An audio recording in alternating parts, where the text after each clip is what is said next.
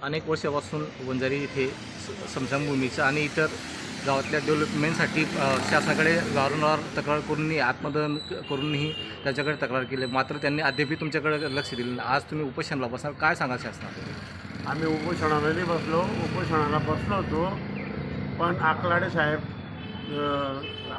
जिल्हा परिषदचे उपजिल्हाधिकारी जिल्हाध्यक्ष आहेत आपल्या काय म्हणतात त्यांना डी वाय साहेब यांनी आम्हाला आश्वासन दिलं होतं लेखी की तुमच्या या 15 दिवसात आम्ही तुमची मागणी पूर्ण करतो.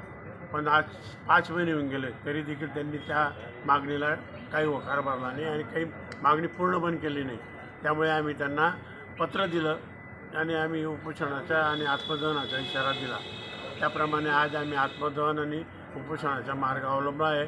त्यांच्या कुठलंही अजून आम्हाला पत्र नाही अधिकृत. त्याच्यामुळे आम्ही आत्मदहनाचा 12 ते 12:30च्या दरम्यान आत्मदहन करणार आहोत. दादासाहेब, तुम्ही नेमकं आज पंचायत समितीचा गेट पूर्ण जाम करून ठेवलेला आहे, न येता येत न जाता येत. तुमचं ध्येय काय असणार आहे? त्यांनी समजा आतापर्यंत तुम्ही सकाळपासून बसलेले, तुमच्याकडे कुठल्याही अधिकाऱ्यांनी तुमच्याकडे लक्ष दिलं नाही किंवा लोकप्रतिनिधी यांनी तुमच्याकडे लक्ष दिलं, तुम्ही काय सांगाल? याच्या बाबतीत आम्ही हेच सांगणार की आमच्या गावातल्या लोकांचा मृत्यू झाल्यानंतर मरायला जागा नाही त्यांना, तर यांना बाहेर जायला आणि आत यायला कशाला जागा द्यायची, म्हणून आम्ही रस्ता रोको केला आहे.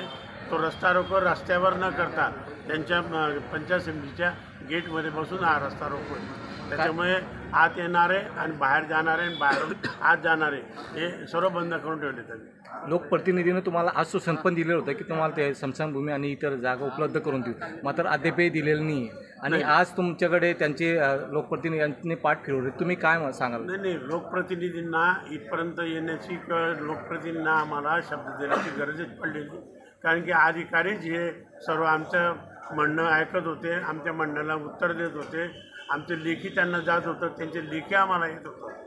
पण त्यामुळे लोकप्रतिनिधींचा इथं काही संबंध झाला नाही. लोकप्रतिनिधी आता लक्ष देतील का या विषयावर आम्ही बसलो.